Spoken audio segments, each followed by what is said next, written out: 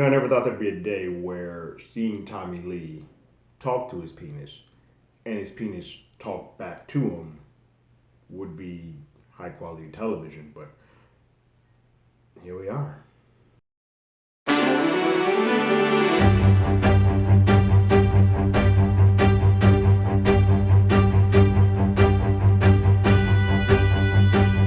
Hello, everyone. Terrence here with Hollywood Already Did It. If you haven't already, go ahead, like, share, subscribe to the channel, tell your friends, ring that bell below. Anytime we have something, you will be among the first to know. It's been a minute. Life got in the way. I got a little bit ill, but I'm on the mend and I'm back. So the first few episodes of the new series Pam and Tommy have dropped on Hulu. It is this new drama, romance drama, docu-series drama, sort of in the line of like the American crime stories, where we're taking a piece of history. Sounds so bad now, considering that these are times that I remember as a child. 95, I was from, let's see, 12, 14 at that point in time. So we're doing these with Monica and OJ, and I didn't know Giovanni so well, but taking these moments, these capsules of times of the past, and sort of recreating them and telling a story, to sort of actually both tell you about the situation, the moment of history, but also to kind of like give the folks that are pretty much the victims of all of this some light and some shine and a little bit of humanity to them, as they were the ones who got the brunt of all of this. I will say this right now: this show is not for the faint of heart. There are boobs and bush and penises all over the place. Hulu, you are earning that explicit and that adult that waiver on this one. This is definitely not something that could be on the Disney show or the Disney network, and this is why Hulu separates themselves very much from anything that happens on Disney Plus. Hulu released the first 3 episodes of this season, which I think is the best way to sort of do these. However many episodes, I don't know yet, but however many episodes, whenever you're doing these, I think releasing 3 at a time and then doing solo is always the best way. I typically watch television whenever I do new shows. I watch first 3 episodes is what I give sort of as my leash to say, all right, let me see, am I in or out? First episode is sort of hard because you're trying to find your footing, and then after the next couple episodes, you sort of know where you're going. And if I'm not in by that point, if you don't have me hooked, then I don't want to be a part of this. And I'm gonna say for these 3 episodes, there's some good and there's some that had I had just seen the first episode alone, I probably would not have come back to this series. And a lot of that is because of just who we choose to have our viewpoint for the first episode. It's this gentleman named Rand, who's this down and out contractor who basically Tommy Lee gives pure hell. Tommy Lee is a rocker who moves on the whim. He's drugs, alcohol. He's very spur of the moment type of guy. And anytime he changes his mind as a contractor, that can be annoying because you set up and you're doing one thing, and then you're like, he comes in, he's like, I want to have it this way. I want to have it this way. And he's also not paying these guys. He's basically having them front the bill, and he's like, I'll pay you on the back end. He's like, I'm good for it. Being the rocker from Motley Crue, the band from Motley Crue, although at this point in time, Motley Crue's on its way down as the sound in the 90s starts changing to more of a grunge.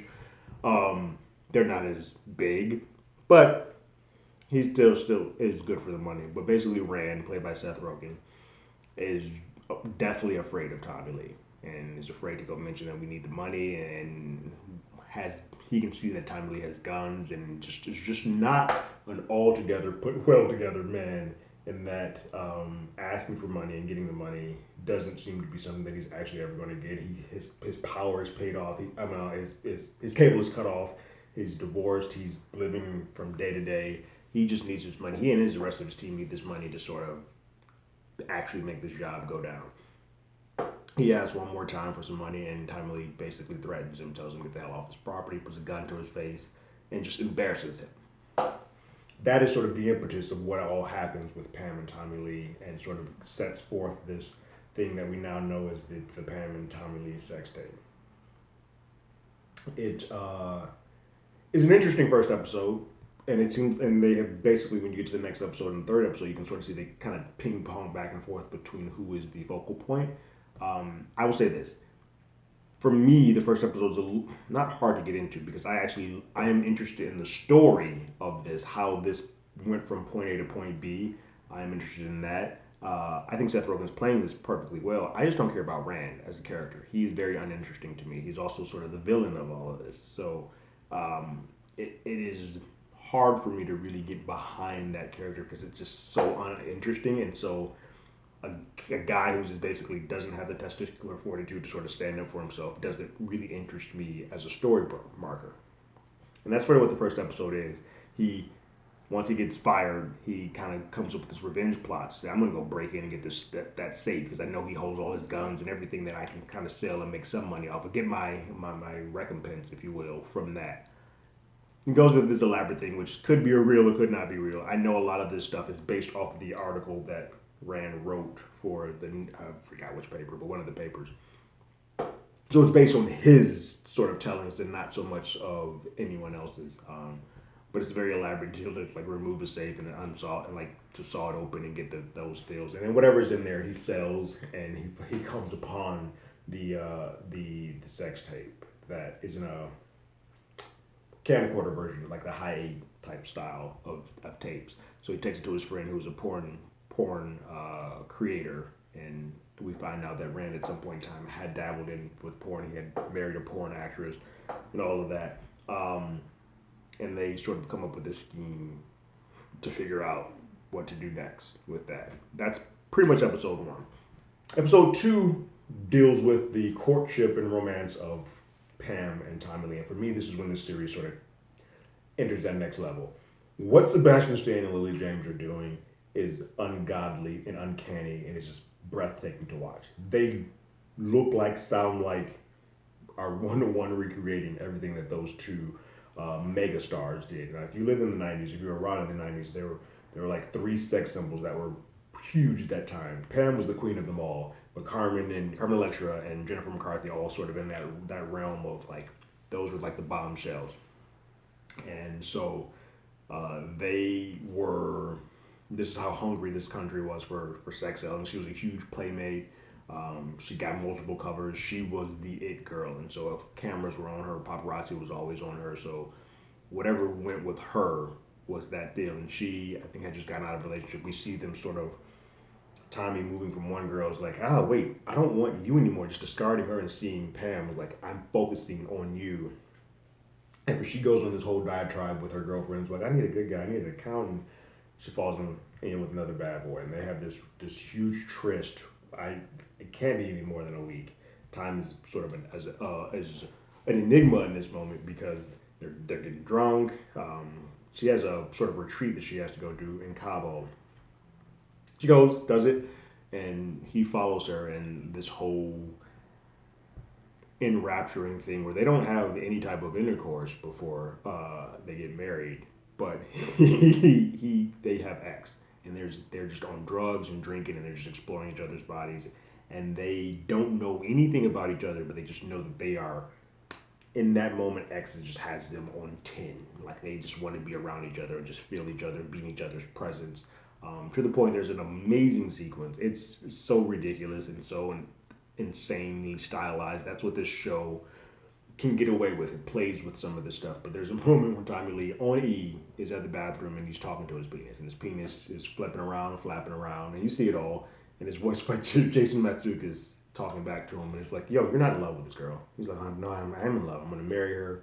He's like, no, what are you talking about? We're gonna move on to the next people. He's like, we haven't banged this person, we haven't banged this person yet. What are you doing? We're not ready for all of this.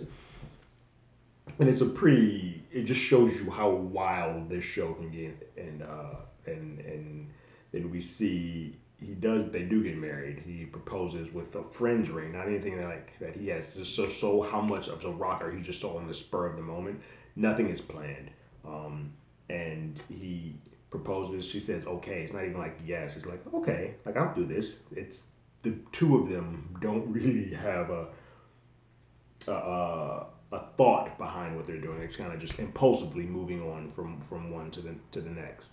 But there is some characters and some moment behind it because you start seeing some sort of humanity. Because when it all comes together and they do get married, they get on the plane to go back home, and that's when that whole sheen of what happened on that tryst is just broken down. And the first thing they ask, like, well, Tommy asks her, is like, well, what's your favorite movie?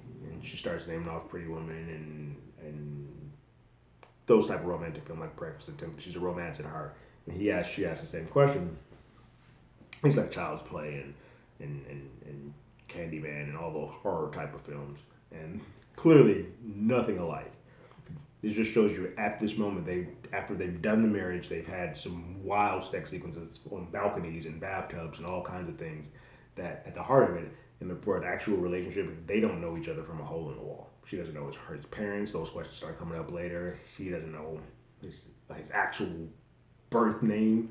None of that is known, and it just shows you that with all of that happened, these two are so impulsive that they just moved on quickly to just get married, and now they're starting to find out about each other after the fact, and that may be good or bad, but that's just the way that they sort of do that. But they're very highly sexual beings, two beautiful people who just have found this kismet energy together, and now have to find out more about each other. So they get home and they start to find out what other shows they like, their dinners, and all that stuff. It's kind of cool to see them be human for a moment. But one of the couple of key moments that I have is that when they first get home, Tommy realizes that Pam is a superstar at this moment. Like, as soon as she hits that escalator, paparazzi are at the bottom of the escalator just snapping. And he's just like, what the hell is this? He's not prepped for that. He's not ready for that. Anytime starts seeing paparazzi, they start showing up to the home that they decide that they hadn't made this decision yet. They start to live together and move to his place. He throws out a rock at one of the paparazzi folks in the yard. He's just not ready for that life. It's like, oh, you're famous. It's just like, no, we're famous. But no, she is the star. While her star is starting to fade, he wasn't used to this type of thing. And that probably, I don't remember this couple. I know they only lasted for 3 years, but I don't know what it was that sort of started dissolving this relationship. I feel like abuse came into a part of it too, but it's clear that they didn't know each other, and now he might be in a little bit more than what he planned on. What we get with that episode is when they finally get home, now that they've chosen to be his place, some of the renovations that he was going to do was going to be for more of a bachelor pad. But now he's like, nope, this wants to be a love shack, as he says, a fuck fest, if you will. So that is why some of this stuff that starts changing. So while it does seem for him, from Rand's viewpoint, that he just keeps changing things, the reason some of these things are changing is because his life has changed, and so he is taking it to heart when he's like, no, what I was doing before was more of a like, I'm a single dude, but now I'm with this beautiful woman who is my wife. We're now doing this together, and so it is a very interesting thing to sort of see that story play from two different ways. I'm not necessarily saying Rand was wrong, but I'm also not saying Tommy Lee was wrong or right either. The third episode sort of deals with Nick Offerman's character and Rand, Seth Rogen, doing a little bit more research into trying to figure out how to sell this tape. Now that they see that they're in property of the sex tape with Pam and Tommy, and they start going from vivid to stepping down to each level of porn people to realize that none of these folks are going to take this tape and sell this tape because they don't have the waivers from Pam and Tom. And without them, there's no way they can sell them because those two are superstars. But the second this hits, they're going to come sue the shit out of them and then just end this immediately. And so, after a couple of trial and errors and no one biting, Rand gets the idea off of looking up an item that he has to fix online for plumbing, that online might be the best way to sell this. And I think this is where the story sort of gets interesting for me. When we still with Pam and Tom, that is great. I want to see all of that. I want to see us make them human, because whatever this is, however you feel about either of them, celebrityism, this happened to them. They were the victims of this. Something that they had privately was stolen and then put out there to the world. They are the victims. So you telling me the story through Rand's eyes don't really work that well for me, because he's the asshole out of all this. And me trying to feel sorry for him doesn't really work. But I am interested in how this all sort of comes together. Like, I am interested in how the internet worked at that point in time. I know that place. I remember the dial-ups and all that stuff, and how before the internet, what now seems so commonplace to just click a button and look up the word boobs and you just have a plethora of photos, where this wasn't so commonplace. But he uses the internet to sort of be the selling beacon to sell these tapes. And he's gonna put them out there and use this website. And then whoever signs up, they sell those tapes to them. It's funny now that on the backside of this, us as the audience, we know, because he's going around telling the people who's going to back him, he gets him tied in with this, what is basically the mob, for the front them for 50 grand. He tells him like, oh, nobody will ever be able to trace this, and like it's never going to be any type of a footprint, not knowing that yeah, there will be a digital footprint. And just because you give somebody a tape doesn't mean that it's just theirs. They don't understand that eventually these tapes, I believe, got start getting leaked and start getting sold, and it starts getting traced back to them. So it is. He is so thinking about the moment. He thinks he's so good, and Rand is so happy. He's on cloud nine. He's like, I finally found this quote unquote get rich scheme that'll get me out of the poverty. He starts paying off his cable bill. He starts paying off. He has a divorce that he needs to finally get finalized and pay. All the things he's done, he's sold most of that stuff and started doing that, and then now has this new business that he's lucrative in. But I have a feeling as we continue on, this is all going to start crashing down. Third episode does end though on a poignant point for me, and I think this is where the sweet spot of this whole series is that of all of this, however you feel about Rand and however you feel about Tommy Lee and the way that he treated Rand, you can go either way on that. The person that is the truest victim of all of this is Pamela Anderson. She just happened to be the wife and the girlfriend of Tommy Lee, who was being antagonistic to Rand, and Rand decided to revenge back to him. She's the bystander. She's claiming the collateral damage, and unfortunately, the woman in any of these sex tapes typically takes the brunt of this. We don't see that the ramifications of that in this episode, but we do see that she is trying to be more than just the sex symbol. Like she wants to do the monologue, and Pamela Anderson is not a great actress, but she is better than what quite a few people who are the quote unquote the bombshells or the sexy folks are. She's better than most.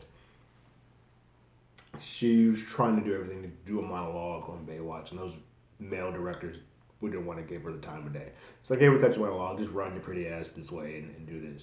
And she wants to be more than that. She wants to do more than that. She wants to be what her whole monologue at the end, Lily James' monologue as Pamela at the end, is Jane Fonda.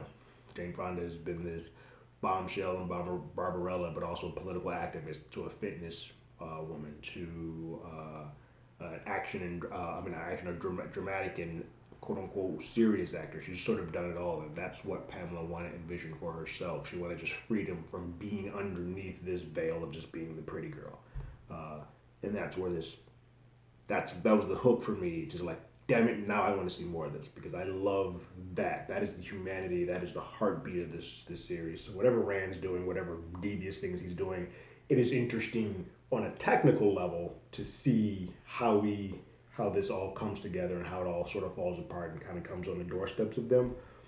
But it is going to be fascinating more to see as this goes along, to see the ramifications of the relationship and the heart between Tommy Lee and Pam and how they sort of deal with this. Because Tommy Lee clearly does not respond well to getting all this notoriety. I think it's going to get even worse as this comes along, and that might be somewhere where the friction comes in, because they themselves have not built a foundation to know each other that well, so that then when they get thrown all of this on top of it, it's going to just make things far worse. And I would suggest people go look up that Tonight Show clip that's at the very beginning of it. That's an accurate depiction. The dress that she's wearing, everything. Jay Leno was in full creep mode on that interview. You can watch it. He's trying to place the mic on her, and it just gets really uncomfortable and awkward. All in all, I think this is a really good jump off point. There are some things that I like more than others. I would prefer if they focused more on Tommy and Pam than they do the side characters of people that just don't mean that much to. I don't think anybody that's watching this is watching this for Rand. They're watching this for Pam and Tommy. But I understand why you're kind of going through this process, because that story is sort of what bolsters and puts all of this on Front Street. So it has to happen. I just hope that we do a little bit more, even where I get more of them, because what they're doing, kudos to both of them, because they are recreating two of the most known and recognizable folks in the mid 90s that are humanly possible, and knocking it out of the park, and making it so that neither, when I look at them, I don't see anything reminiscent of Lily or Sebastian. I clearly see Pam and Tom. What did you guys think about the first 3 episodes of Pam and Tom? Go ahead and leave your thoughts and comments in the comments below. If you haven't already, you can follow us on Twitter at HollywoodADI. You can hit us up on email at HollywoodAlreadyDidIt@gmail.com. We also have a podcast with the same name. That's on Google Podcasts, Spotify, Apple Podcasts, YouTube, anywhere that plays podcasts, we're there. And like always, I got my ticket. You got yours.